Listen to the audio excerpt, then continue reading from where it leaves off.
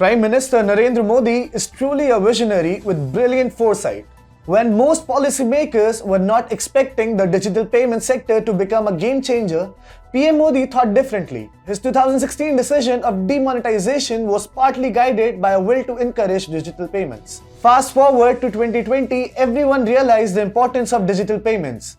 The world witnessed a unique era in which human beings were supposed to cut down any possible physical contact. This is when PM Modi's decision to promote a huge digital payment infrastructure came to the rescue. Throughout the pandemic lockdown, people across the country used digital payments and dumped cash transactions to avoid physical contact and reduce the spread of the coronavirus contagion. The growth in India's e-payment sector has been tremendous, so much that India has become a world leader in e-payments. Hi and welcome. This is TFI English, the national socio-political analysis arm of the TFI Media Group. I'm your host Tribhuvan, and in this video I will tell you how India is dominating the world market when it comes to e-payments. Before you start watching this video, you must have seen me wear these amazing t-shirts with Sanskrit quotes and Indian heroes, and the great news is that you can get them too.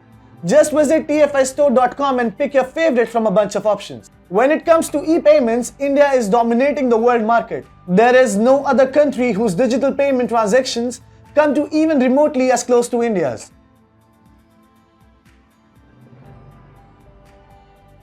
India is undergoing what we can call a digital payments revolution. A recent report by the US-based payment system company ACI Worldwide revealed some really interesting numbers. India is currently leading the e-payment sector in terms of transactions. In 2020, 25.5 billion real-time payment transactions were made. India has left other countries far behind. China tries behind with 15.7 billion transactions, followed by 6 billion in South Korea, 5.2 billion in Thailand, with the United Kingdom recording 2.8 billion transactions. The US came ninth with 1.2 billion transactions.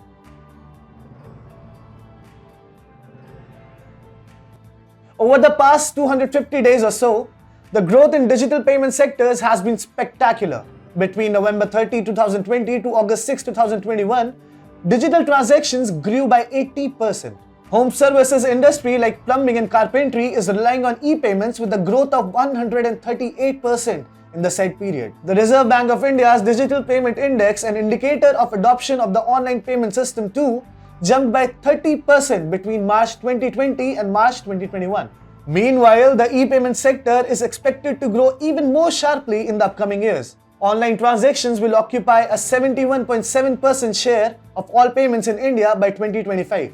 Cash and check-based payments will be reduced to 28.3% of all payments. Currently, 6% of total payments are made through instant payments, 22.9% of payments are made through other electronic means, and 61.4% of the payments are paper-based.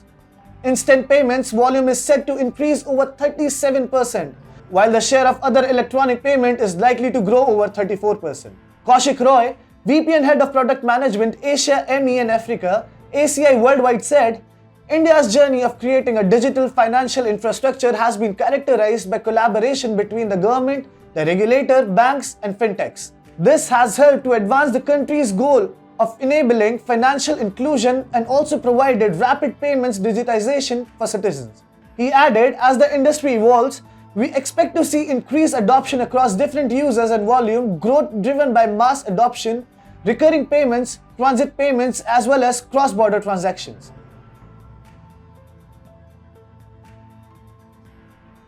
When Prime Minister Narendra Modi came to power in 2014, he had set several aims for himself.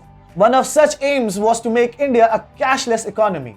He undertook several initiatives including the Jan Dhan Yojana and promoting direct benefit transfers, also known as DBT, to minimize the scope of cash transfer by the government itself. To promote e-payments, PM Modi took two main steps. Step 1, launching the Digital India movement and announcing demonetization in 2016, which led to people adopting instant payment apps.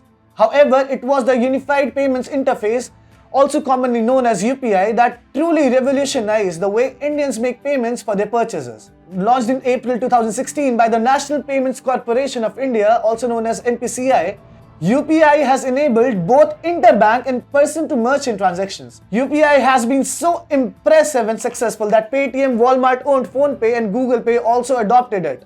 Today, UPI is the most preferred system of instant payments in the country because it does not operate as a digital wallet and enables seamless transfer of money into bank accounts. As of March 2021, UPI accounted for 2,732 million transactions worth rupees 5,04,886 crore.